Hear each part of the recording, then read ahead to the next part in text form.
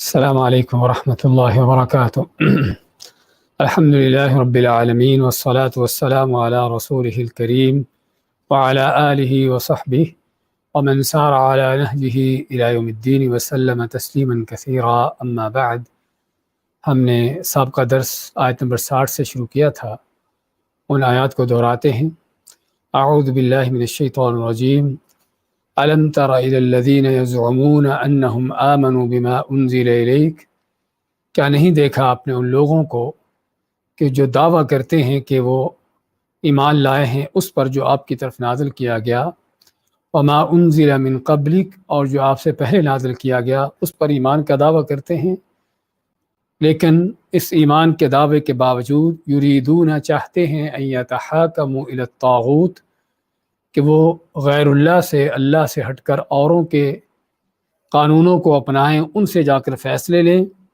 اللہ کی شریعت کو چھوڑ کر، نبی کریم صلی اللہ علیہ وسلم کے فیصلے کو چھوڑ کر اوروں کی باتیں مانیں، اوروں کے فیصلے قبول کریں، جن کو اللہ نے طاغوت کا نام دیا ہے۔ وقد امروا ان یکفروا بہ، اور جب کہ انہیں حکم دیا گیا تھا کہ اس طاغوت سے کفر کریں، اس کا انکار کریں۔ وَيُرِيدُ الشَّيْطَانُ أَن يُضِلَّهُمْ ضَلَالًا بَعِيدًا، اور چاہتا ہے شیطان کہ ان کو گمراہ کر دے بہت دور کی گمراہی۔ اس آیت میں بیان ہوا تھا کہ بعض وہ لوگ جو ایمان کے دعوے دار ہوتے ہیں، لیکن جب عمل کی بات آتی ہے تو پھر اللہ، اس کے رسول صلی اللہ علیہ وسلم کی بات ماننے کے بجائے، ان کے فیصلوں کو قبول کرنے کے بجائے، ان کے فیصلوں پر چلنے اور چلانے کے بجائے اوروں کے فیصلے، ان کے بنائے ہوئے قانون، ان کے بنائے ہوئے نظام، ان کو لیتے ہیں، اس کو چلاتے ہیں، اس پر خود بھی چلتے ہیں، اور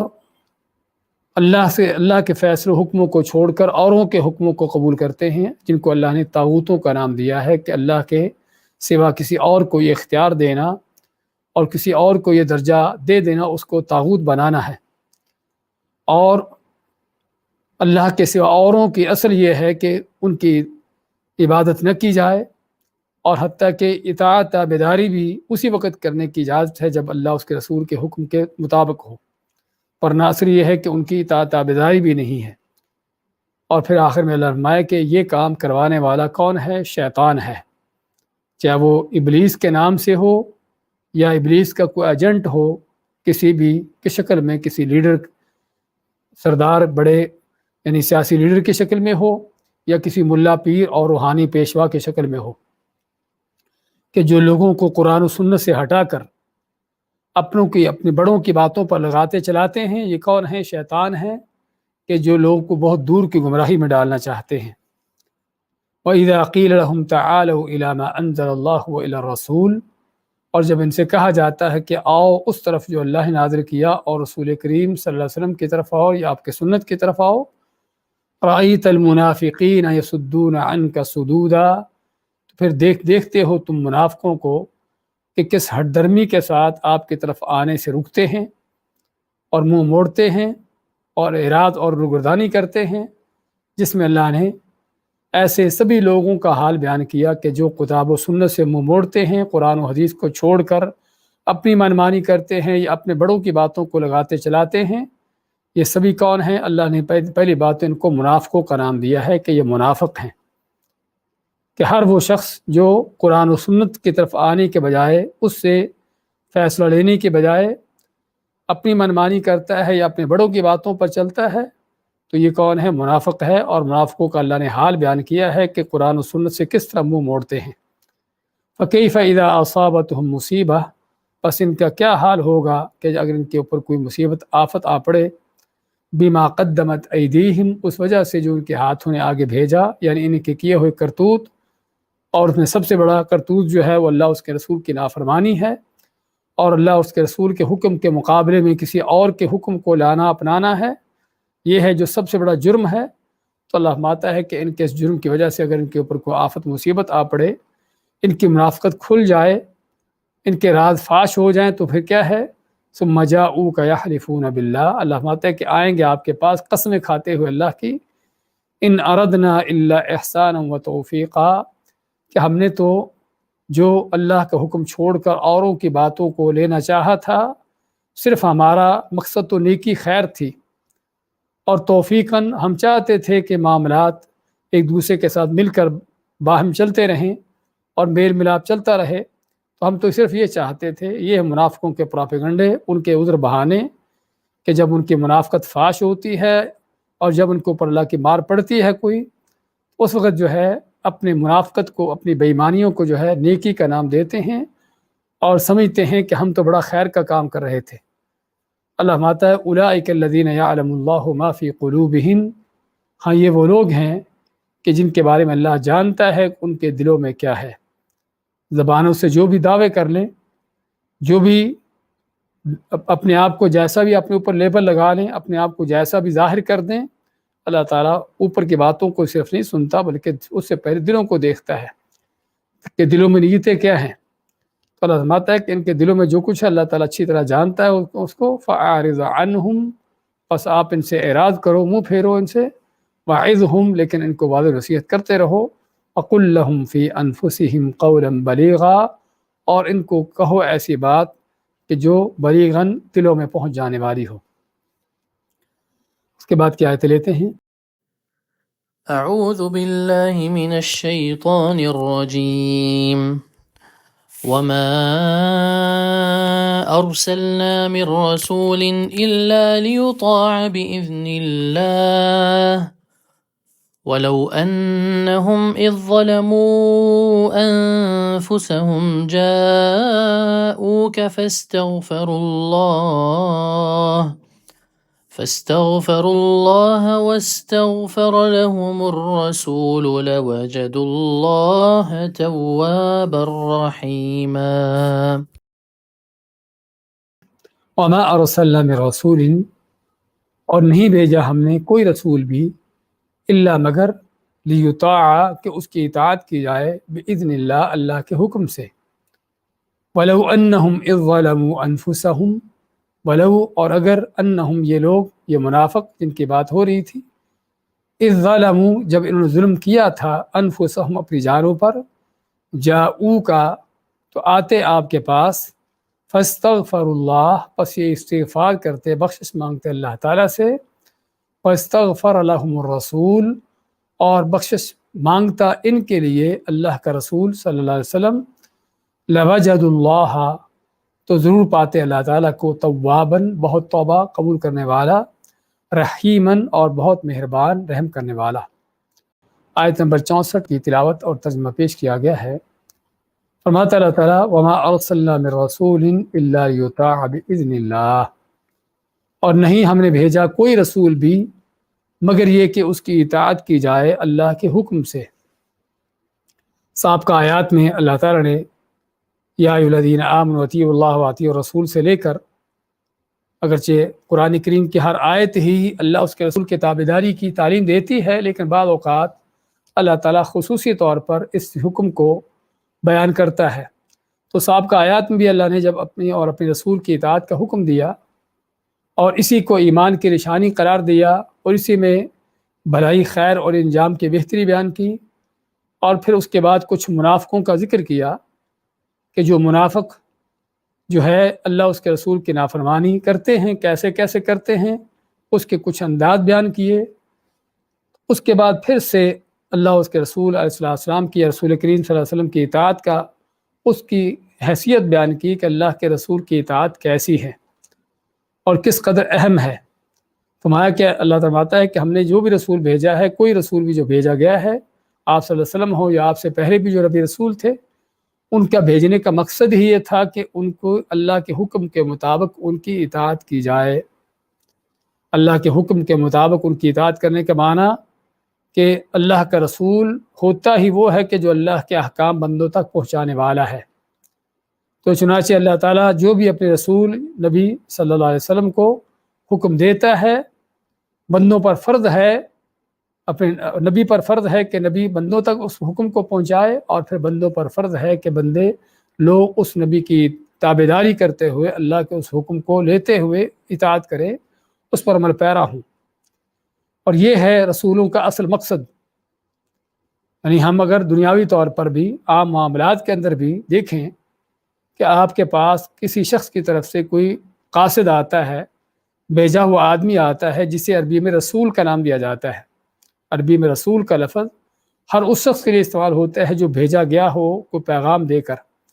اس لیے ہم اس کو پیغمبر بھی کہتے ہیں،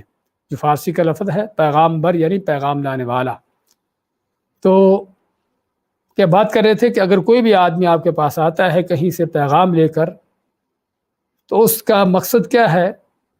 اس کا مقصد ہے کہ آپ تک وہ پیغام پہنچانا جو کسی نے دیا ہے، اور تاکہ آپ اس پیغام کو سن کر اس پر رد عمل کریں، کرنے والی چیز ہے کر جائیں کریں، اگر رکنے والی چیز ہے رک جائیں، کوئی بھی جو اس میں کرنے کا حکم دیا گیا ہے اس کے مطابق آپ عمل پیرا ہوں۔ آپ کے پاس بادشاہ، صدر، وزیر اعظم کی طرف سے آدمی آتا ہے، آ کے آپ کو پیغام دیتا ہے کہ آپ کو یہ حکم دیا گیا ہے، آپ نے یہ کام کرنا ہے۔ آپ کو کوئی لیٹر دیتا لکھا ہوا کہ بادشاہ نے، صدر، وزیر اعظم نے آپ کے لیے یہ لیٹر لکھا ہے، آپ لیٹر پڑھتے ہیں، دیکھتے ہیں کیا اس میں لکھا ہوا ہے اور وہ رکھ دیتے ہیں، پرواہ نہیں ہوتی کہ کیا لکھا ہوا ہے۔ ہاں، تو اس کا مقصد کیا ہے؟ اس کا معنی کیا ہوا کہ نہ تو آپ نے آنے والے کی کوئی اس کی حیثیت کو جانا کہ یہ کیوں آیا ہے، اس کے مقصد کو پہچانا، اور نہ ہی جس نے اس کو بھیجا ہے اس کو آپ نے کسی طرح سے خاطر میں لائے ہیں کہ اس نے کیوں بھیجا ہے آدمی کو۔ تو کہنے کا مقصد ہے دنیا میں سے کسی افیسر، کسی بڑے آدمی کی طرف سے ہمارے پاس کوئی شخص آتا ہے، اور بلکہ بعض اوقات تو ہمارے جیسے اپنے لوگوں کی طرف سے کوئی آدمی آتا ہے کوئی پیغام لے کر، تو ہم آنے والے کا پیغام سنتے ہیں اور اس پیغام کو دیکھتے ہیں کیا ہے، اس پر عمل پیرا ہوتے ہیں، اور بلکہ آنے والے کی بھی عزت مدارت، خاطر مدارت کرتے ہیں کہ فلاں کی طرف سے بھیجا ہوا ہے۔ اب اپنے جیسے انسانوں کے بھیجے ہوئے پیغمبروں کی یا ان کے جو قاصد ہیں، جن کو قاصد کہتے ہیں ہماری زبان میں، ان کو تو ہم یہ حیثیت ہوتی ہے، ان کے لائے ہوئے پیغامات کا یہ ان کی اہمیت ہوتی ہے، لیکن رب کائنات کی طرف سے اللہ نے کس چیز کو اپنی طرف سے بھیجا ہے، ہاں اس کے لائے ہوئے پیغام کی کیا حیثیت ہونی چاہیے، اس کی کیا اہمیت ہونی چاہیے، تو اللہ تعالیٰ اس اہمیت کو اجاگر کرتے فرمایا ہے کہ ہم نے جس رسول کو بھیجا ہے اس رسول کے بھیجنے کا مقصد یہ تھا کہ بندے جو ہیں، لوگ جو ہیں، اس رسول کی اطاعت کریں، کیونکہ یہ رسول جو کچھ لوگوں کو بیان کرتا ہے وہ کیا کرتا ہے؟ بإذن اللہ، اللہ کے حکم سے ان کو بتاتا ہے، جو ان کو پیغام دیتا اللہ کا ہی پیغام آ کے سناتا ہے۔ تو یہ معنی بإذن اللہ، اللہ کے حکم کے ساتھ، اور اس کا دوسرا معنی اللہ کے حکم سے، یعنی رسول کے اس حکم کی اطاعت کی جائے جو اللہ کی طرف سے آیا ہے۔ اگرچہ ہم نے بتایا تھا کہ اللہ کے نبی رسولوں کی جو خصوصیت ہے وہ یہ بھی ہے کہ اگر وہ کوئی ایسا حکم بھی دے کہ جو ابتدائی طور پر اللہ کی طرف سے نہیں آیا، بلکہ بعض اوقات نبی اور رسول کے اپنے ذاتی اجتہاد کی وجہ سے بھی ہو سکتا ہے، تو اصل تو یہ ہے کہ بندے لوگوں پر فرض ہے اس حکم کی اطاعت بھی کرنا، اور یہ چیزیں ہوتی ہیں۔ نبی کریم صلی اللہ علیہ وسلم نے بھی بعض اوقات اللہ تعالیٰ کے حکم سے پہلے ہی یا اس کے بغیر ہی آپ اپنی طرف سے ذاتی طور پر اجتہاد کیا بعض مسائل میں، اور بعض وہ چیزیں تھیں جس کو اللہ نے اس پر موافقت کی، اس پر راضی تھا، اور کچھ وہ اکا دکا چیزیں تھیں جس پر اللہ تعالیٰ راضی نہ تھا، تو اللہ تعالیٰ نے فوری طور پر آپ کو اس پر تنبیہ کر دی۔ کہنے کا مقصد اصل تو اللہ کے نبی اور رسول کا یہ ہے کہ نہ کہ صرف اللہ کے لائے ہوئے پیغام پہ اس کی اطاعت کی جائے، بلکہ حتیٰ کہ اگر نبی رسول اپنی طرف سے بھی اجتہادی طور پر بھی کوئی بات کہہ دے تو تب بھی اس کی اطاعت فرض اور واجب ہے۔ بلکہ دوسری آیتوں میں اسی صورت میں آگے چل کے فرمایا ہے من یطیع الرسول فقد اطاع اللہ، کہ جو رسول کی اطاعت کرتا ہے حقیقت میں اللہ کی اطاعت کر رہا ہے۔ تو یہ ہے رسولوں کا مقصد۔ اب یہ نہیں کہ ان پر ایمان تو لایا جائے اور کلمے پڑھے جائے ان کے، لا الہ الا اللہ محمد الرسول اللہ، کہ محمد صلی اللہ علیہ وسلم اللہ کے رسول ہیں۔ رسول ہونے کا معنی کیا ہے؟ کہ اللہ کے بھیجے ہوئے ہیں۔ بھیجے کس چیز کے ساتھ ہیں؟ اللہ کا پیغام دے کر۔ آپ کو رسول ماننے کا کلمہ تو پڑھ لیا، رسول تو مان لیا، لیکن آپ کا لایا ہوا پیغام نہ سننے کے لیے تیار ہے، نہ جاننے کے لیے تیار ہے، عمل تو کرنا بعد کی بات ہے۔ ہاں، یہ ہے دین سے خارج ہونا، مرتد ہو جانا، اور علماء نے باقاعدہ طور پہ اس چیز کا ذکر کیا ہے کہ وہ لوگ کہ جو اس انداز سے دین سے اعراض کیے، منہ پھیرے ہوئے ہیں کہ پتہ ہی نہیں کہ اللہ کا حکم کیا ہے، اللہ کے نبی صلی اللہ علیہ وسلم کا حکم کیا ہے، دین کیا ہوتا ہے، اپنی دنیا کی مستیوں میں پڑے ہیں اور نہ دین کو سمجھنا سیکھنا نہ معلوم کرنا نہ اس پر عمل پیرا ہونا، ان کو اس پر توجہ ہی نہیں ہے، تو یہ بھی نواقض الاسلام میں سے ہے، دین میں سے خارج ہو جانے کے کاموں میں سے ہے۔ تو خیر کہنے کا مقصد کہ کلمے پڑھنے کو پڑھتے رہیں، آپ کو رسول ماننے کے دعوے کرتے رہیں اور دن رات آپ کی نعتیں نظمیں پڑھتے رہیں، لیکن جہاں آپ کی بات آئے، آپ کا حکم آئے، نہ تو آپ کے حکم کو سننے کے لیے تیار ہوں، نہ اس کو جاننے کے لیے تیار ہوں، اور نہ اس پر کسی طرح کا عمل ہے۔ حقیقت میں کسی بھی آنے والے قاصد کی، بھیجے ہوئے آنے والے آدمی کی گستاخی، اس کی بے ادبی اس سے بڑھ کر نہیں ہے۔ اگرچہ اپنے آپ کو آج کے رسول دن رات کہلاتے رہیں، لیکن آپ کے لائے ہوئے پیغام کو، قرآن کو پڑھنے سننے کے لیے سمجھنے کے لیے تیار نہیں ہیں، آپ کی دی ہوئی سنت کو سیکھنے سمجھنے کے لیے تیار نہیں ہیں، اس پر عمل کرنے کا کوئی جذبہ نہیں ہے، تو حقیقت میں یہ سراسر جھوٹ ہے، دھوکہ بازی ہے اپنے ساتھ جتنے بھی آدمی کر لے۔ اور اسی طرح سے آپ کو رسول تو مانے کہ آپ اللہ کے نبی ہیں، رسول ہیں، لیکن بات آپ کی ماننے کے بجائے کسی اور کی مانے۔ ہاں یہ بھی کیا ہے، اس سے بڑھ کر بھی آپ کی گستاخی کا کوئی اور انداز نہیں ہے۔ اس لیے اصل گستاخوں کو پہچاننے کی ضرورت ہے کہ اصل نبیوں کے رسولوں کے گستاخ کون ہیں۔ یہ نہیں کہ جو صرف آپ کے عشق کے نعرے نہیں لگاتے وہ آپ کے گستاخ ہیں،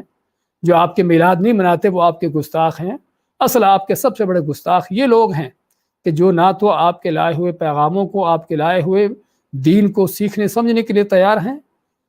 اور اگر کوئی سمجھ سیکھ بھی لیتے ہیں تب بھی عمل کرنے کے لیے تیار نہیں، یا آپ کی باتوں کو چھوڑ کر اوروں کی باتوں کو لیتے ہیں، جس کا معنی کیا ہے کہ آپ کا لایا ہوا بات صحیح نہیں، آپ کا پیغام صحیح نہیں، وہ سچا نہیں، اوروں کی باتیں زیادہ اچھی ہیں۔ ہاں یہ ہے اصل جو گستاخ ہیں اللہ کے نبیوں کو، رسولوں کے۔ تو اس لیے اس جملے کو سمجھنے کی ضرورت ہے کہ کس قدر اہمیت ہے کہ جو اس انداز سے اللہ نے بیان کیا ہے کہ اس کا معنی کیا ہے کہ اللہ کے نبیوں کا مقصد ہی بھیجنے کا یہ ہے کہ بندے ان کی اطاعت کریں، ان کی تابعداری کریں۔ وَلَوْ أَنَّهُمْ إِذْ ظَلَمُوا أَنفُسَهُمْ، اب نافرمانیاں ہو گئیں، اور خصوصاً منافقین کا ذکر جو ہم نے سابقہ آیتوں میں پڑھا ہے کہ آپ سے فیصلے لینے کے بجائے اوروں سے جا کر فیصلے لیتے ہیں، طاغوتوں سے، کافروں کے سرداروں سے جا کر فیصلے لیتے ہیں، اللہ کے قانونوں کو، اللہ کی شریعت کو چھوڑ کر اوروں کے قانونوں کو چلانا چاہتے ہیں، کوئی شک نہیں کہ بہت بڑا ظلم ہے، بہت بڑا جرم ہے۔ تو اللہ ان منافقوں کے حوالے سے ماتا ہے وَلَوْ أَنَّهُمْ، اور اگر یہ لوگ، بے شک یہ لوگ، اِذْ ظَلَمُوا، اِذْ جب کہ انہوں نے ظلموا ظلم کیا، انفسہم اپنی جانوں پر،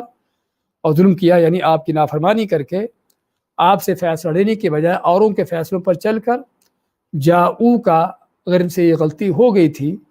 انہوں نے جرم کر بھی لیا تھا، تو چاہیے ان کو کیا تھا، جاؤ کا آپ کے پاس آتے، فاستغفر اللہ، پس استغفار کرتے، بخشش مانگتے اللہ تعالیٰ سے، فاستغفر لهم الرسول، اور بخشش مانگتا ان کے لیے، استغفار کرتا ان کے لیے اللہ کے نبی صلی اللہ علیہ وسلم، یعنی آپ خود ان کو نہیں بخشتے بلکہ آپ ان کے لیے اللہ تعالیٰ سے بخشش مانگتے کہ اللہ ان کو بخش دے، دوسرے الفاظ میں کہ آپ ان کے لیے بخشش کی دعا کرتے۔ تو یہاں پر دو چیزوں کا ذکر کیا ہے کہ اگر ان سے غلطی گناہ ہو گیا تھا تو ان کو چاہیے تھا کہ رسول کریم صلی اللہ علیہ وسلم کے پاس آتے اور آ کے اللہ تعالیٰ سے بھی بخشش مانگتے خود بھی، اور آپ صلی اللہ علیہ وسلم بھی ان کے لیے اللہ تعالیٰ سے بخشش طلب کرتے، بخشش کی دعا کرتے، تو کیا ہوتا پھر،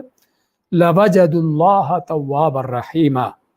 لام تاکید کے لیے کہ یقیناً ضرور، وجدوا پاتے اللہ تعالیٰ کو، کیا پاتے، تواباً بہت توبہ قبول کرنے والا،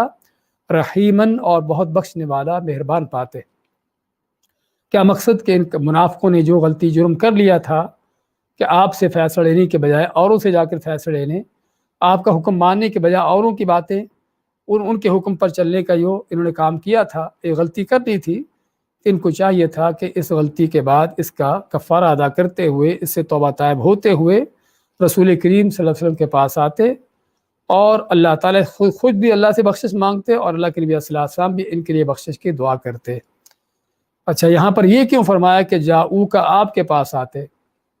کیا آپ کے پاس آئے بغیر اللہ تعالیٰ سے اگر بخشش مانگتے تو اللہ ان کی بخشش نہ کرتا؟ آپ صلی اللہ علیہ وسلم کے پاس آنے کا جو حکم دیا گیا ہے اس کی کیا مناسبت ہے، اس کی وجہ کیا ہے؟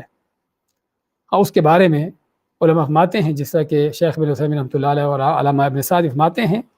کہ آپ کے پاس آنے کا حکم اس لیے دیا گیا کیونکہ اصل حق آپ کا تھا کہ آپ کے حکم کو اپنایا جاتا، آپ سے فیصلہ لیا جاتا۔ تو جب آپ کا فیصلہ لینے کے بجائے اوروں سے جا کر فیصلے لیے تو کیا کیا انہوں نے؟ آپ کے حق تلفی کی، آپ کے حق یعنی کہ آپ کا جو حق تھا اس میں جرم کیا، زیادتی کی، ظلم کیا۔ تو اس لیے جو آپ کا حق تھا، آپ کی حق تلفی جو کی تھی انہوں نے، اس بارے میں اللہ فرماتا ہے کہ ان کو چاہیے تھا کہ آپ کے پاس آتے، معذرت کرتے، اور خود بھی اللہ تعالیٰ سے توبہ طائب ہوتے، بخشش مانگتے، اور نبی کریم صلی اللہ علیہ وسلم بھی ان کے لیے بخشش مانگتے۔ تو یہ ہے مناسبت آپ کے پاس آنے کی، ورنہ تو اللہ تعالیٰ بندوں کی توبہ قبول کرتا ہے، کتنا بڑا بھی گناہ کیوں نہ ہو۔ اگر بندہ اللہ سے توبہ طائب ہو جائے اپنے طور پر، بغیر کسی دوسرے آدمی کو ساتھ ملانے کے، اس کے پاس جانے کے، بلکہ اسلام میں تو اصل یہی ہے کہ آدمی جو بھی اس سے گناہ ہو جائے اپنے تے اللہ تعالیٰ سے توبہ طائب ہو جائے اور سچے دل سے اللہ سے توبہ کر لے تو اللہ اس کے گناہ کو معاف کر دیتا ہے۔ عیسائیوں کے دین کی طرح کسی پادری کے پاس، کسی پنڈت کے پاس، کسی اور اس طرح کے لوگوں کے پاس اپنے گناہ کا جا کر اعتراف کرنا کہ میں نے گناہ کیا ہے تو وہ آپ کے لیے آپ کے گناہ کے معافی کا اعلان کرے، آپ کو معافی کا جو ہے وہ چیک دے، ہاں یہ دین اسلام کے اندر اس طرح کا کوئی فلسفہ نہیں ہے۔ لیکن رسول کریم صلی اللہ علیہ وسلم کے پاس آنے کا صرف اس لیے حکم دیا گیا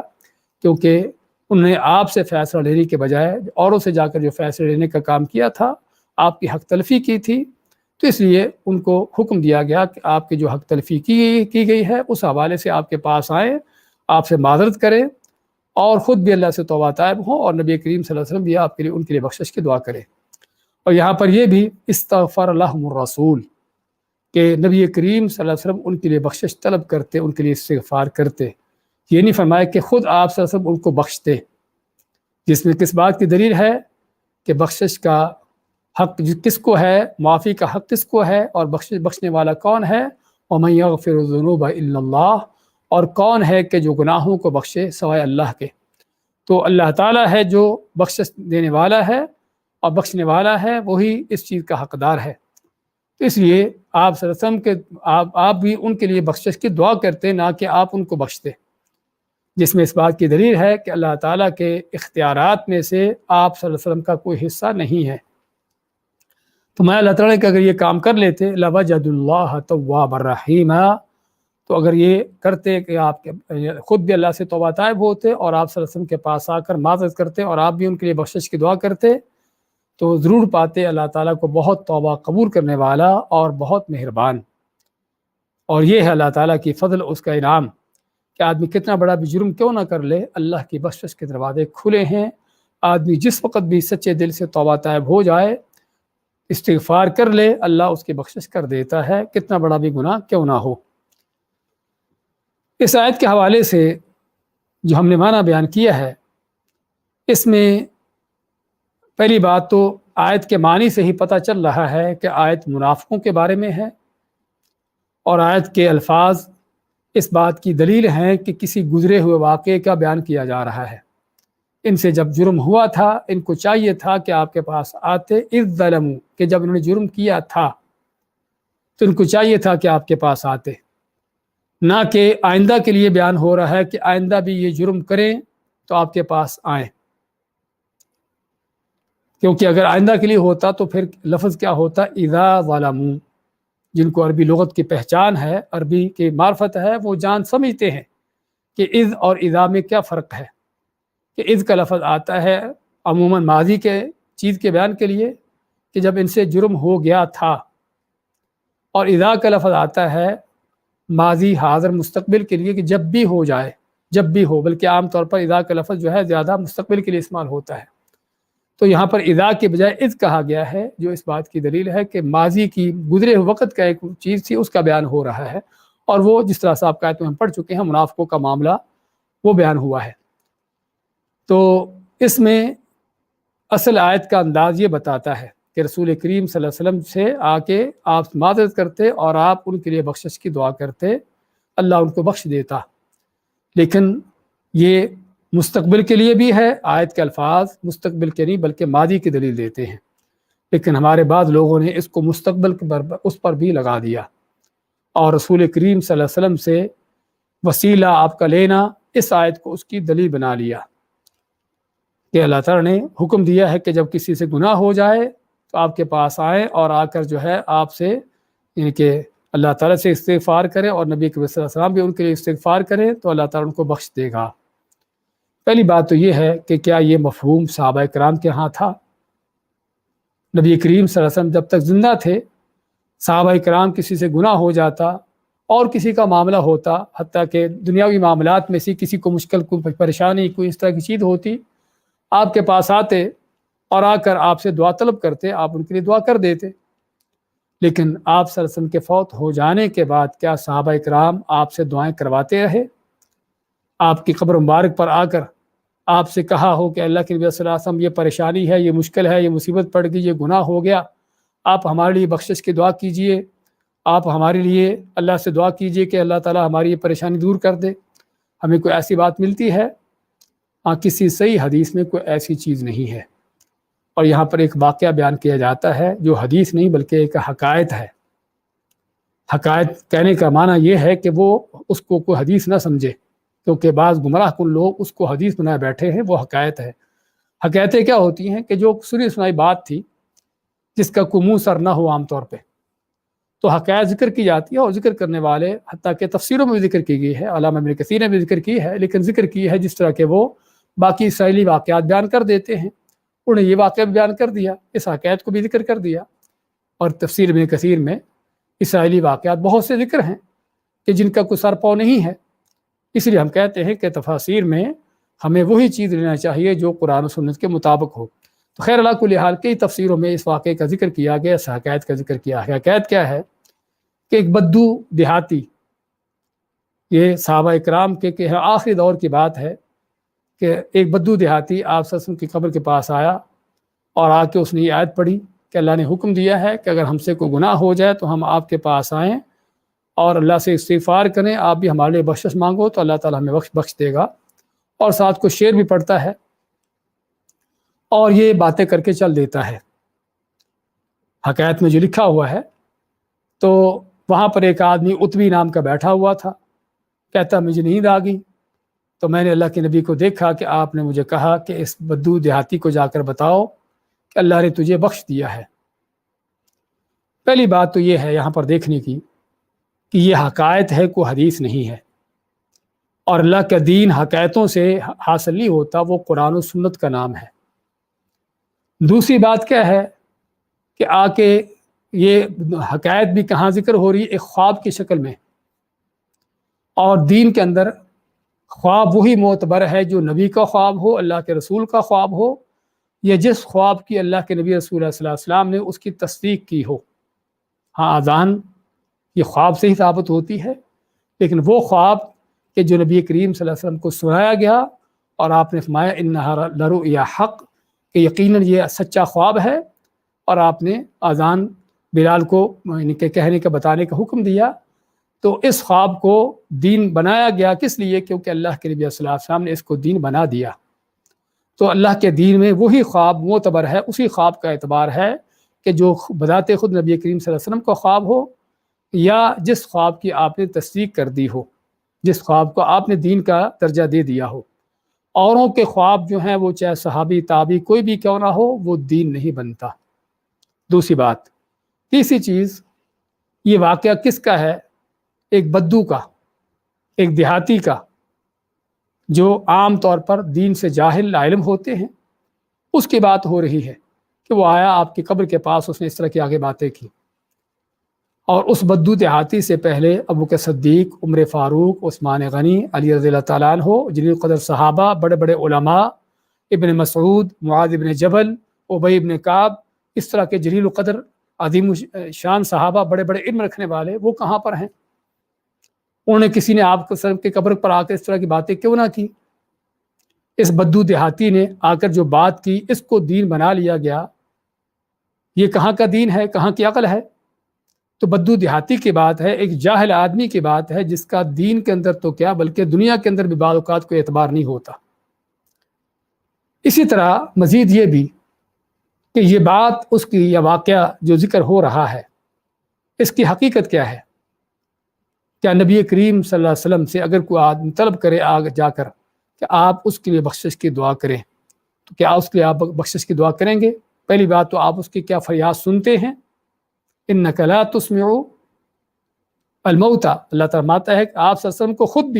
خود بھی مردوں کو اپنی باتیں نہیں سنا سکتے۔ ہاں، مردوں کو اللہ تعالیٰ سناتا ہے جو چاہتا ہے، اللہ تعالیٰ جو چاہتا ہے کسی بھی مرنے والے کو، چاہے وہ نبی ولی ہو، عام انسان ہو، حتیٰ کہ کافر بھی کیوں نہ ہو، اللہ تعالیٰ ان کو جو چاہتا ہے خود اپنی مرضی مشیت سے، اپنی حکمت سے ان کو سناتا ہے۔ بندے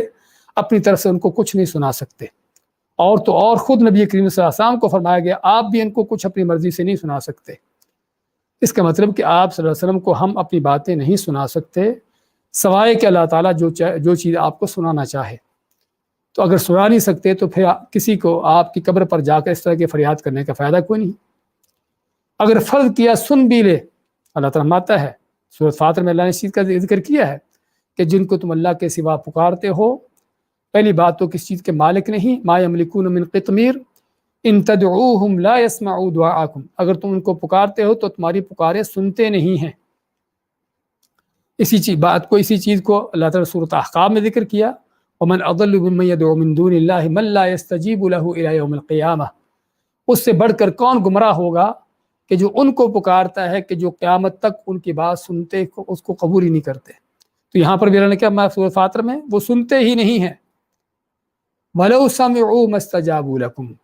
سنتے بھی نہیں ہیں، لیکن فرض کیا جائے تمہارے کہنے کے مطابق مولوی کہتا ہے کہ سن لیتے ہیں،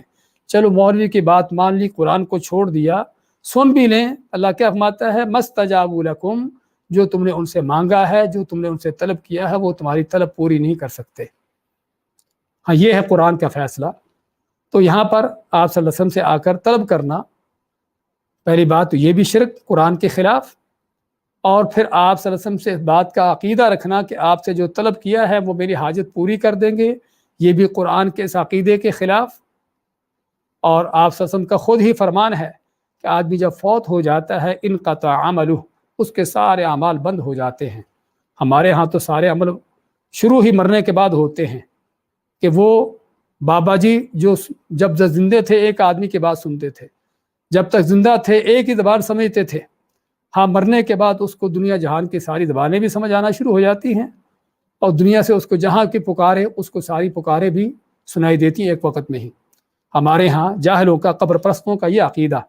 لیکن قرآن کا عقیدہ کیا ہے؟ قرآن یہ کہتا ہے کہ وہ نہیں سنتے، سن بھی لے تو تمہاری طلب کی چیز پوری نہیں کر سکتے۔ یہ ہے قرآن ہم کو جو بتاتا ہے۔ تو بات کر رہے تھے کہ یہ ہے اسی طرح مزید کہ اس واقعے کی اس قصے کی حقائق کی اس کے پیچھے ملتا کیا ہے؟ ملتا یہ ہے، حاصل یہ کیا گیا ہے اور دلیل حجت اس چیز پر بنایا گیا ہے کہ نبی کریم صلی اللہ علیہ وسلم کا واسطہ وسیلہ لیا جا سکتا ہے، آپ کو فوت ہونے کے بعد بھی پکارا جا سکتا ہے، اور دوسرے معنوں میں کہ اللہ تعالیٰ اور بندوں کے درمیان،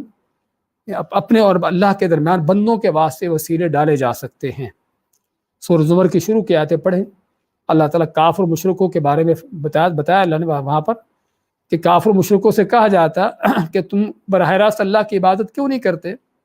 یہ تم نے اپنے بڑے چھوٹے جو بنا رکھے ہیں کیوں بنا رکھے ہیں؟ تو کیا کہتے؟ ما نعبدہم الا لیقربونا الی اللہ زلفیٰ، کہ ہم نہیں سمجھتے کہ یہ ہمارے بڑے چھوٹے کو رب ہے، خدا ہے،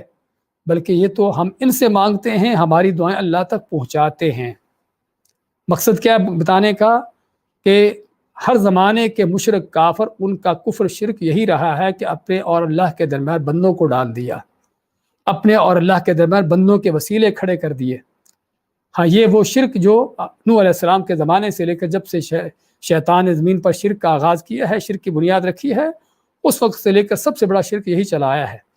کہ اپنے اور اللہ کے درمیان بندوں کو ڈالنا، بندہ چاہے وہ اللہ کے نبی رسول بھی کیوں نہ ہو۔ اللہ تعالیٰ نہیں چاہتا کہ اپنے اور اس کے درمیان بندوں کو ڈالا جائے، اللہ تعالیٰ چاہتا ہے کہ خود تم مجھے پکارو۔ وَإِذَا سَأَلَكَ عِبَادِي عَنِّي فَإِنِّي قَرِيبٌ أُجِيبُ دَعْوَةَ الدَّاعِ، ماتا اللہ تعالیٰ کہ میرے بندے میرے بارے پوچھے تو ان کو بتا دو کہ میں ان کے بہت قریب ہوں، جب بھی کوئی دعا کرنے والا دعا کرتا ہے تو میں اس کی دعا کو قبول کرتا ہوں۔ تو خیر، اللہ تعالیٰ کو یہاں پر بندوں کی طرح سمجھ لیا، اور دنیا کے ظالم حکمرانوں سے اس کو تشبیہ دے دی کہ جن تک پہنچنے کے لیے کہ آدمی کو وسیلے واسطے ڈھونڈنا پڑتے ہیں، تب آدمی ان تک پہنچتا ہے، تب اللہ تعالیٰ تک پہنچنے کے لیے بھی اس طرح کے وسیلے واسطے سیڑھیاں تلاش کی گئیں۔ تو یہ وہ سیڑھیوں کا شرک جو اصل شیطان کا اصل ہتھ کنڈا ہے کہ جس سے لوگوں کو گمراہ کیا ہے۔ تو بات کر رہے تھے اس کے ساتھ ساتھ مزید یہ بھی کہ یہ حقائق، یہ قصہ کہانی جو بیان کی جاتی ہے اور اس کو بیان کر کے باقاعدہ عقیدہ ثابت کیا جاتا ہے جو قرآن و سنت کے خلاف عقیدہ ہے، اس قصے کہانی کی، اس حقائق کی حقیقت بھی کیا ہے کہ سند کے طور پر بھی یہ جھوٹ ہے، سند کے طور پر بھی جھوٹ ہے۔ حتیٰ کہ علامہ البانی رحمۃ اللہ علیہ فرماتے ہیں اسنادہ ضعیف مظلم، کہ اس کی سند جو ہے جس راویوں کے ذریعے اس کو روایت کیا گیا ہے وہ اندھیری ہے اور کمزور ترین راوی ہیں، پتہ نہیں کہ کون لوگ ہیں۔ اور اللہ کا دین، دین اسلام، اللہ کے فضل و توفیق سے،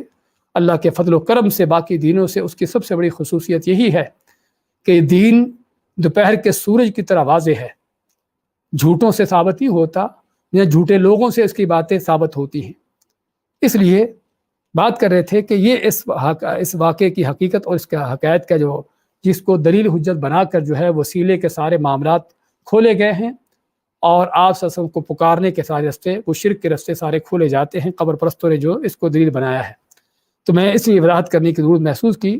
کہ قبر پرستوں نے کس کس انداز سے لوگوں کو گمراہ کرنے کے ہتھ کنڈے اختیار کر رکھے ہیں اور ان کی دلیلیں حجتیں کیا کیا ہوتی ہیں۔ تو ماتا اللہ تعالیٰ تو اس کا معنی کیا ہوا کہ یہ حکم آپ صلی اللہ علیہ وسلم کی زندگی کے ساتھ خاص تھا، اور اس لیے ہم دیکھتے ہیں کہ صحابہ اکرام اور جلیل القدر صحابہ، خلفاء راشدین، عشرہ مبشرہ اور بڑے بڑے علماء صحابہ، ہم کسی صحابی کو نہیں دیکھتے کہ رسول اکرم صلی اللہ علیہ وسلم کی قبر پر آیا ہو، آ کر کوئی فریاد کی ہو، کوئی گناہوں کی بخشش طلب کی ہو، کوئی اور کس طرح کا معاملہ ہو۔ حتیٰ کہ عمر فاروق کے زمانے میں جب قحط سالی پڑتی ہے، بارشیں نہیں ہوتی اور لوگ بہت یعنی فاقے کا ان چیزوں کا شکار ہو جاتے ہیں، تو آپ صلی اللہ علیہ وسلم کی قبر مدینہ میں تھی، عمر فاروق کو بھی اسی مسجد میں مدینہ میں ہیں، بہت آسانی سے صرف چند قدم اٹھا کر آپ کی قبر کے پاس آتے، آپ کو شکایت کرتے کہ اللہ کے نبی صلی اللہ علیہ وسلم یہ حال ہے، بلکہ شکایت کرنے کی ضرورت نہیں تھی۔ ہمارے قبر پرست تو یہ کہتے ہیں کہ آپ دنیا والوں کے حالات ویسے ہی جانتے ہیں، آپ کو خود ہی پتہ ہونا چاہیے تھا کہ لوگ قحط سالی میں پڑے ہوئے ہیں، لوگ بھوکے مر رہے ہیں، کسی کو آپ کو بتانے کی ضرورت نہیں تھی ان قبر پرستوں کے اس فلسفے کے مطابق۔ لیکن چلو اس کو چھوڑیں، عمر فاروق آپ کے پاس آتے، آ کے آپ کو بتاتے کہ اس طرح کی صورتحال ہے، لیکن ان صحابہ کو پتہ تھا کہ رسول کریم صلی اللہ علیہ وسلم دنیا سے جانے کے بعد اب آپ کا وہ تعلق جو آپ سے دعائیں کروانے کا تھا، آپ سے اس طرح کی چیزیں کرنے کا تھا، وہ ختم ہو گیا۔ ورنہ تو یہ تھا کہ آپ صلی اللہ علیہ وسلم کو زندہ ہی زمین میں ڈال دیا گیا ہے، نعوذ باللہ۔ تو خیر علی کل حال صحابہ اکرام نے آپ سے یہ کام نہیں کروایا۔ عمر فاروق جب قحط پڑتا ہے تو کیا کرتے ہیں، لوگوں کو بھی حکم دیتے ہیں آپ صلی اللہ علیہ وسلم کی سنت کے مطابق کہ باہر کھلے میدان میں جا کر نماز استسقاء پڑھی، اور نماز استسقاء پڑھی، دعا کی، اور اس وقت تک آپ صلی اللہ علیہ وسلم کے چچا عباس رضی اللہ تعالیٰ عنہ زندہ تھے، تو ان کو کہا کہ آپ ہمارے لیے دعا کیجئے، اور بلکہ اللہ تعالیٰ سے دعا کرتے فرماتے عمر فاروق جس طرح کے حدیث کے الفاظ ہیں کہ اللہ تعالیٰ جب تک تیرا نبی زندہ تھا وہ ہمارے لیے دعا کرتا تھا، تو بارش برساتا تھا، اب ہم تیرے نبی کے چچا سے دعا کرواتے ہیں، اور ساتھ ہی عباس کو کہتے ہیں کہ آپ ہمارے لیے دعا کیجئے۔ تو کیا اگر آپ صلی اللہ علیہ وسلم فریادیں سنتے تھے فوت ہونے کے بعد بھی اور لوگوں کی حاجتیں پوری کرتے تھے، تو عمر فاروق جیسے عظیم جلیل القدر صحابی کو اس بات کی سمجھ نہیں آئی، اس بدو کو سمجھ آئی کہ جس کے قصے کہانی کو لے کر دین بنا دیا گیا ہے؟ تو عمر فاروق رضی اللہ عنہ نے آپ سے کیوں نہ یہ چیز طلب کی؟ کیا ضرورت تھی لوگوں کو باہر کھلے میدان میں لے جانے کی؟ کیا ضرورت تھی کہ آپ صلی اللہ علیہ وسلم اگر فریادیں سن لیتے تھے تو آپ کو چھوڑ کر آپ کے چچا عباس سے دعائیں کروانے کی؟ حقیقت میں جب انسان کا عقیدہ خراب ہو جاتا ہے، دل دماغ پر گمراہیاں چھائی ہوتی ہیں، اس وقت آدمی قرآن و سنت کے واضح روشن چیزوں کو چھوڑ کر اور صحابہ اکرام کے جلیل القدر صحابہ کے سچے واقعات کو اور ان کی حقیقتوں کو چھوڑ کر پھر اس طرح کی جھوٹی حقائقوں کو لے کر اس کو دین بنائے پھرتے ہیں۔ اور یہ پھر صرف اس حقائق کی بات نہیں ہے، ایسی قوم کا دین جا کر دیکھو سارا اسی طرح کی حقائقوں کا نام ہے۔ یہ حقائق تو چلو اس بدو کی تھی جو صحابہ اکرام کے دور میں تھا، ہاں اس کے بعد کی کتنی حقائقیں اس طرح کے جھوٹے قصے کہانیاں کہ جو ان کا دین ہے۔ تو یہ ہے جب آدمی قرآن و سنت کا رستہ چھوڑتا ہے تو اس کو چھوڑ کر کیا کیا ملتا ہے. شیطان اس کو یرید الشیطان ان یضلهم ضلالا بعیدا، جو ہم سابقات میں پڑھا ہے نا کہ شیطان کو بہت دور کی گمراہی میں ڈالتا ہے. ہاں اس کو طرح طرح کی پٹیاں پڑھاتا ہے پھر شیطان کہ دیکھو اس میں کیا دلیل بنتی ہے، دیکھو کس طرح سے اس نے آپ سے حاجت مانگی، اپنے گناہوں کی بخشش طلب کی، اس کو خواب آ گیا فلاں کو، اس کو بتا دیا گیا. کیا کیا اس میں کس سے کہانیاں گھڑے جاتے ہیں، مرچے مسالے لگا کر بتائے جاتے ہیں. یہ ہے شیطان کے سارے ہتھ کنڈے لوگوں کو گمراہ کرنے کے. تو اللہ تعالیٰ فرماتا ہے وما ارسلنا من رسول الا لیطاع باذن اللہ، اور نہیں ہم نے بھیجا کوئی نبی رسول بھی مگر اسی لیے کہ اس کی اطاعت کی جائے باذن اللہ، اللہ کے حکم سے. اور اللہ کے حکم سے مراد یعنی اللہ تعالیٰ نے جو حکم دیا ہے اور اللہ تعالیٰ کی تقدیر کے مطابق بھی اور اللہ کی توفیق کے مطابق بھی. باذن اللہ کے اندر یہ معنی بھی آتا ہے کہ اللہ کی توفیق سے، کہ یہاں پر انسان کو ضرورت ہے آپ صلی اللہ علیہ وسلم کی اتباع کرنے کے لیے اللہ کی توفیق مانگنے کی، کیونکہ اللہ کی توفیق ہوتی ہے تو تب یہ آدمی اللہ اس کے رسول کے رستے پر چلتا ہے، ان کے احکام پر چلتا ہے، ان کی اطاعت کرتا ہے. ورنہ توفیق حاصل نہ ہو تو آدمی خود اپنی مرضی سے، خود اپنی صلاحیتوں سے یہ چیز حاصل نہیں کر پاتا. وَلَوْ أَنَّهُمْ إِذْ ظَلَمُوا أَنفُسَهُمْ، اور اگر ان جب اپنی جانوں پر ظلم کیا تھا، اگر ان کو چاہیے تھا جاؤ کا کہ آپ کے پاس آتے، آپ صلی اللہ علیہ وسلم کے پاس آتے، آپ زندہ موجود تھے اس وقت، آپ کے پاس آتے فاستغفر اللہ، آپ سے آ کے بخشش استغفار، خود بھی اللہ تعالیٰ سے استغفار کرتے، واستغفر لهم الرسول، اور رسول کریم صلی اللہ علیہ وسلم بھی ان کے لیے بخشش طلب کرتے، بخشش کی دعا کرتے، لوجد اللہ توابا رحیما، تو یقیناً ضرور پاتے اللہ تعالیٰ کو بہت توبہ قبول کرنے والا اور بہت مہربان پاتے. تو یہ ہے اس آیت کا معنی جو صحابہ کرام نے سمجھا تھا کہ اس آیت کا تعلق آپ سے بخشش طلب کرنے کا، آپ سے بخشش کی دعا کروانے کا یہ سلسلہ تھا. آپ کی زندگی کے ساتھ دنیا سے جانے کے بعد نہ کسی صحابی نے آپ سے یہ کام کیا اور نہ کوئی اس طرح کی چیز ثابت ہوئی کہ جو اس بات کی دلیل ہے کہ آپ کی زندگی کے ساتھ ہے، نہ کہ آپ کے فوت ہونے کے بعد. تو آپ کے فوت ہونے کے بعد اس آیت کو لگانا وہ سراسر قرآن و سنت کے جو اصول ہیں اس کے خلاف ہے، اور اس طرح کی جھوٹی حقائقوں کو دلیلیں حجتیں بنا کر اپنے دین کو برباد خراب نہ کریں، بلکہ یہ دیکھیں کہ اللہ اس کے رسول کا اس کا سچا دین کیا ہے، آیات میں اور صحیح حدیث میں کیا بیان ہوا ہے. سورۃ النساء کی آیت نمبر 64 کے فوائد میں سب سے پہلا یہ فائدہ حاصل ہوتا ہے کہ اس میں اللہ تعالیٰ کی حکمت کا بیان ہے کہ اللہ تعالیٰ کے تمام معاملات اور احکامات جو ہیں حکمت کے ساتھ ہوتے ہیں، جس طرح کہ اللہ تعالیٰ کا فرمان ہے وَمَا أَرْسَلْنَا مِن رَّسُولٍ إِلَّا لِيُطَاعَ بِإِذْنِ اللَّهِ، کہ ہم نے کوئی بھی رسول نہیں بھیجا مگر اس مقصد کے لیے تاکہ اس کی اطاعت کی جائے اللہ کے حکم سے. اس کا مطلب یہ ہوا کہ رسولوں کو بھیجے جانے کا مقصد اللہ کے حکم کے مطابق ان کی اطاعت کرنا ہے. تو یہ بڑا ایک مقصد ہے رسولوں کے ارسال کرنے کا. دوسرا بڑا فائدہ اس آیت سے یہ ملتا ہے کہ اللہ تعالیٰ کے افعال اور اس کے احکامات ان سبھی کا کوئی نہ کوئی سبب ہوتا ہے. ہاں یہ سبب کبھی لوگوں کو معلوم ہو جاتا ہے اور کبھی معلوم نہیں ہوتا، اور کبھی کسی کو معلوم ہو جاتا ہے اور کسی دوسرے کو معلوم نہیں ہوتا. اور تیسرا بڑا فائدہ کہ اللہ کا جو شرعی حکم ہے وہ کبھی نافذ ہونے سے، یعنی کہ نافذ نہیں بھی ہو سکتا یا نافذ ہونے سے پیچھے رہ جاتا ہے، جس طرح کہ اللہ تعالیٰ کا فرمان ہے الا لیطاع باذن اللہ. اصل تو رسولوں کو اس لیے بھیجا گیا تاکہ اللہ تعالیٰ کے حکم کے مطابق ان کی اطاعت کی جائے، لیکن لوگوں کو چونکہ امتحان ہے دنیا، اس لیے ان کو اختیار دیا گیا ہے کہ جو اطاعت کرتا ہے اپنے اختیار سے کرے، اور جو اپنے اختیار سے اطاعت نہیں کرتا ہاں وہ بھی اس کو بھی اختیار دیا گیا ہے اطاعت نہ کرنے کا. تو اسے پتہ چلا کہ اللہ تعالیٰ کا جو شرعی احکامات ہیں وہ بندوں کے عمل کرنے یا نہ کرنے پر ان کا انحصار ہے. اور چوتھا بڑا فائدہ اس سے یہ حاصل ہوا کہ اللہ تعالیٰ کا اذن اور حکم اس کا ثبوت ہے اس کے اندر الا یطاع باذن اللہ، مگر یہ کہ رسول کی اطاعت کی جائے اللہ کے حکم سے. تو اس میں اللہ تعالیٰ کے اذن اور حکم کا بیان ہے جو دو طرح کا ہے. وہ اذن شرعی ہے جس کا پہلے بیان ہوا ہے، اور دوسرا ایک کونی ہے کہ جو اللہ تعالیٰ کے تقدیری احکامات ہیں کہ جو ہر قیمت نافذ ہو کے رہتے ہیں۔ پانچواں بڑا فائدہ اس آیت سے یہ حاصل ہوتا ہے کہ انسان کو چاہیے کہ جب بھی اس سے کوئی گناہ ہو جائے تو فوراً جو ہے اللہ تعالیٰ سے توبہ استغفار کرے، کیونکہ اللہ تعالیٰ کا فرمان وَلَوْ أَنَّهُمْ إِذ ظَلَمُوا أَنفُسَهُمْ جَاءُوكَ فَاسْتَغْفَرُوا اللَّهَ، کہ جب ہم نے اپنی جانوں پر ظلم کیا تھا تو ان کو چاہیے تھا کہ آپ کے پاس آتے اور اللہ سے استغفار کرتے، اور اللہ کے نبی صلی اللہ علیہ وسلم بھی ان کے لیے استغفار کرتے۔ اسی طرح چھٹا فائدہ اس آیت سے یہ حاصل ہوتا ہے کہ رسول اکرم صلی اللہ علیہ وسلم کی حیات مبارکہ میں صحابہ کرام کو حکم تھا کہ اگر ان کے کو ظلم کرتے، اپنی جان پر کوئی غلطی گناہ کرتے ہیں یا کوئی بھی ان کا معاملہ ہوتا ہے تو نبی اکرم صلی اللہ علیہ وسلم سے اس کا فیصلہ لے اور اپنے گناہ غلطی کے حوالے سے اللہ سے توبہ استغفار کریں، اور اللہ کے نبی صلی اللہ علیہ وسلم بھی ان کے لیے بخشش مانگیں۔ اور ساتواں فائدہ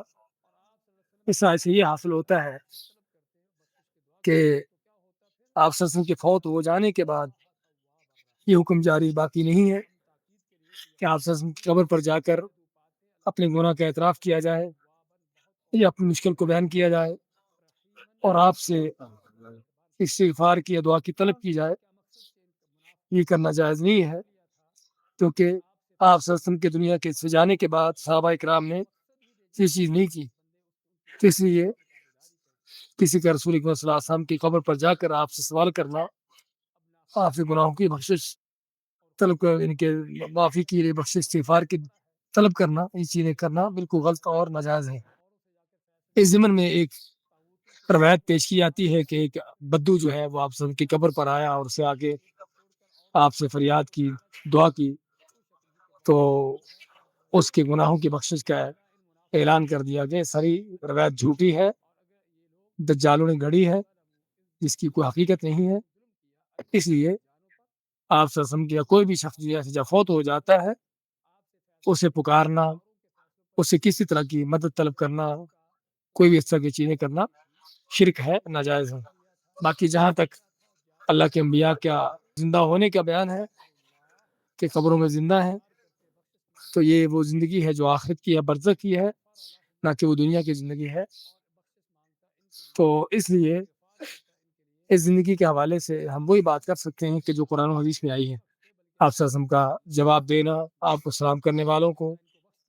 ایک اس پر قیاس سرانیاں کرنا کہ اگر آپ یہ کرتے ہیں تو وہ بھی کرتے ہیں، یہ سراسر جہالت اور بے وقوفی کی بات ہے۔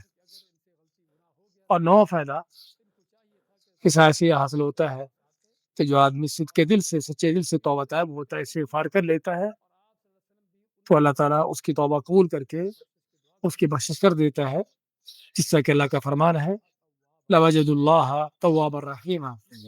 کہ یقیناً اگر وہ توبہ کرتے تو اللہ تعالیٰ کو بڑا توبہ قبول کرنے والا اور مہربان پاتے۔ اور یہ اللہ تعالیٰ کی طرف سے بخشش کا اعلان ہر ایک کے لیے ہو، حتیٰ کہ منافق بھی، اگر وہ بھی سچے دل سے توبہ طائب ہو جاتا ہے تو اللہ تعالیٰ اس کو بھی معاف کر دیتا ہے۔ اور 10واں فائدہ ایسے یہ حاصل ہوتا ہے کہ انسان کو دوسروں کی دعا کا فائدہ ہوتا ہے،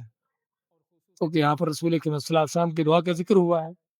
کہ آپ ان کے استغفار کریں تو اللہ ان کے گناہوں کو بخش دیتا۔ اس سے معلوم ہوا کہ اگر دوسرا آدمی کسی کے لیے دعا کرتا ہے تو اللہ تعالیٰ اس کی دعا کی وجہ سے جس کے لیے دعا کی گئی ہے اس کو فائدہ دیتا ہے۔ لیکن اس آیت سے یہ حاصل نہیں ہوتا کہ آدمی دوسروں سے دعا کی طلب کرے یا دعا مانگنے کا سوال کرے، ایسا کرنا اچھی چیز نہیں ہے۔ باقی جہاں تک رسول اکرم صلی اللہ علیہ وسلم سے صحابہ کا استغفار کی دعا کرنا اور بھی اپنے معاملات میں آپ سے دعا کروانا،